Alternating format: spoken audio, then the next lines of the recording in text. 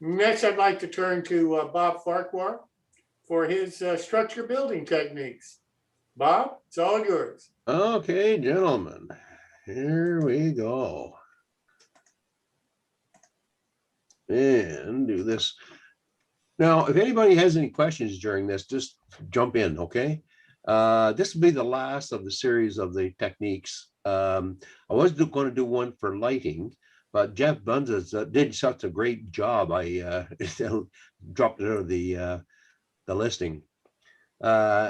You may want why do you want to do a diorama?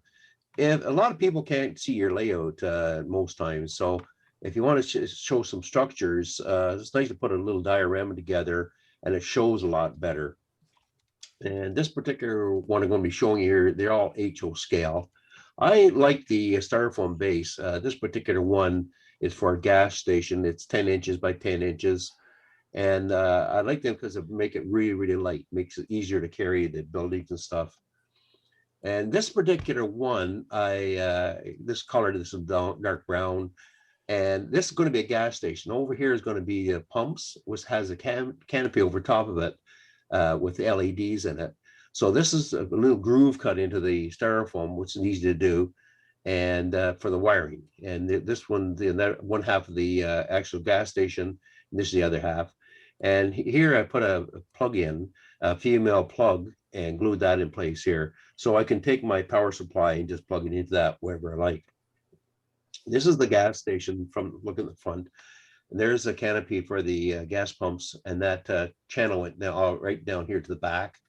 And this part is lit inside, and the wires come out down a downspout for a rain, a gutter, the downspout, and for here, and also another one over here. So those channels that go in the back. So that makes it kind of nice to be able to light it up whenever you like.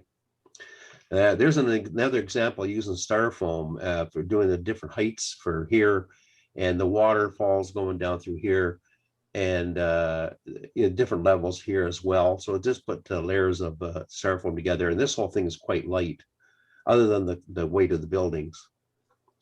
So I'm going to talk about status grass here, but when I started make this presentation, I discovered that the scenery itself is a standalone, presentation. So I'm just going to touch on a couple things here for dioramas that may help.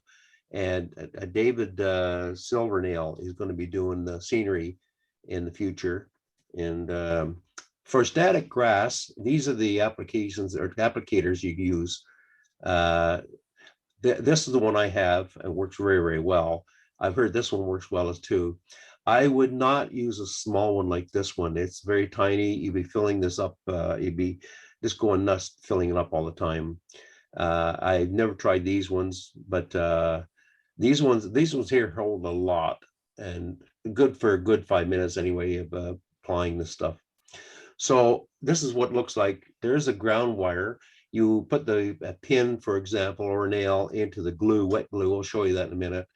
And that's ground wire.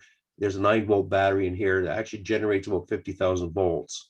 So what happens in this hopper here is where you have the static grass, and it goes down through these screens. Use this one for finer stuff. They come in 2mm sizes, 4mm, 6mm, stuff like that for the length of grass.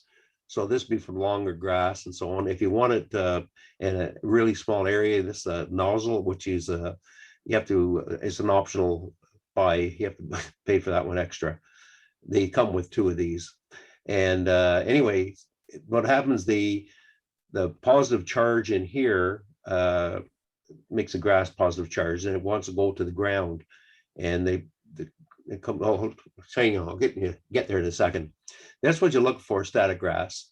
And I use a matte medium. This is a thicker glue. I use that for the on the base, this thing for that sticking the grass to it.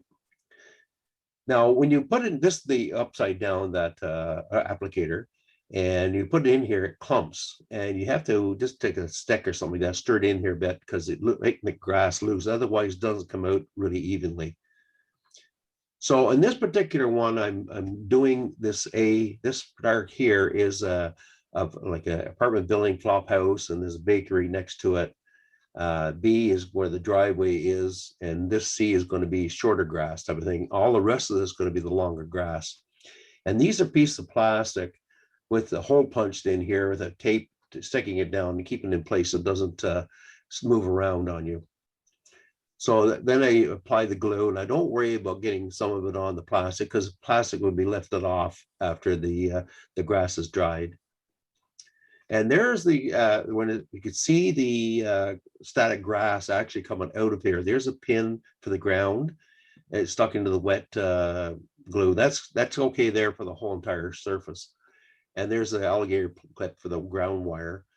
And you just shake this a little bit, keep it about that, no further than that from there. You can see these strands are very come down straight and land down straight into the glue. And that's what you'll want. And there's another picture of it. And you can see, for example, even here, the strands are sticking straight up. So, and then that's what I finished with. So there's a static grass along through here. And then I've got a guy cutting the lawn. That's with regular grass, regular short grass anyway, put in there. The pieces of grass tufts along through here. And anyway, and so another method of doing this is take your static grass and you mix it up, and to make it cheaper, and you get a wig. I got my wig here right after Halloween with a sale. That only cost about $9 for this wig, and you cut these lengths off about, well, you consider be knee-high length. That's about the normal, for a field, things like that. Makes it a lot cheaper. Mix it in here. And then you roll it into a scar shape. And then what you do is you use a spray adhesive. It has to be extremely tacky, or this tacky glue, any type of tacky glue. That's what you really need.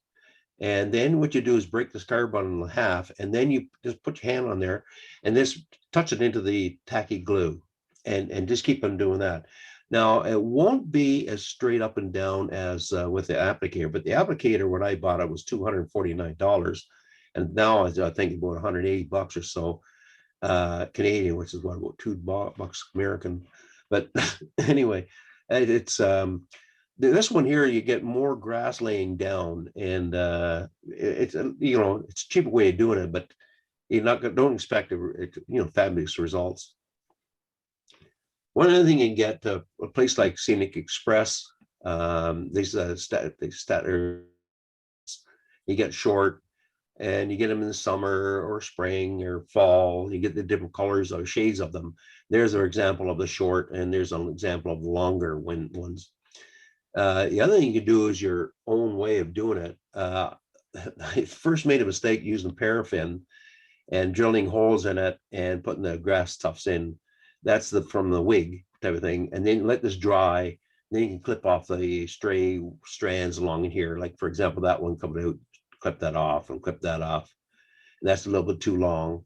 And you make these as long or big around as you want. Just drill the holes. But I use paraffin rocks, and you will not get these tufts out of it. You have to use beeswax. That's all you can use. And fake fur, you hear about the fake fur. And what you do is take scissors and clip off some of the strands in here, bare spots, whatever. You don't leave like this because it doesn't look right. The only way you can color this is by painting it, like airbrushing it, or dyeing it. That's the only way you can really color this stuff that I'm aware. And you can get foliage mats. That's what comes in the package, for an example. And you break them apart, like stretch them apart, and may get little like that. That's what you do want anyway. And then you've got your ground cover, like a earth color paint on the base, or you put in some ground foam in there. So this is for just a quick one for Waterfalls Effect. What I do is take a piece of wax paper, and then I do a black line on it. This has been taken off the wax paper, by the way, and the pen mark came across into the back of the simulated waterfalls. I use silicone caulking and just put little string down here. Just all the way along. They take a piece of cardboard, or a piece of wood and stiff, and then you just drag it down here. That's the effects you get. So what you can do then is you can just lay it down and like this, make some white dry brush white paint over the little tips all along here. And this has 2 levels of it. This wasn't finished. This is just by starting a waterfall I was doing. And there's an example. You just take that, like this stuff here, just cut that, for example, down. Sorry about that. Cut the with scissors down here, and then you can make waterfall coming out of this culvert, for example. There's some other examples of dioramas. If you want to show this building somewhere, it makes a nicer scene type of thing. You do outside details in through here. And here's another example. This is not done. This is on a wood base because it's 4 foot long by 2 foot wide. This long diorama, and then this has styrofoam on top of that for the building up the scene around the log pond. There's an example. This is a log shed, and they're working on a tractor in here, and it's all detailed inside, so the roofs are removable type of thing. And this is the last slide here. This shows nicer this way, because that building and the scene around here, all the pieces, that makes it more complete with the diorama. And these, for example, these cars in here all made out of plaster. And there's a culvert, water coming down like a little time of stream there. All kinds of details in here, and like a wood fence and so on. And here's a like a chain link fence made with a tool, like a wedding dress material type of thing. So that makes it nicer to show the buildings, and I think anyway. So that's it for me. Well, you are a very talented modeler, sir. I can't wait for you to start the build along of the Blair Line kit. I think that's going to be fascinating. Yeah, that's it right here, actually. I have a question. Yes. The screens you use, a different size, are those metal or is that plastic? Sorry, the what? Sorry?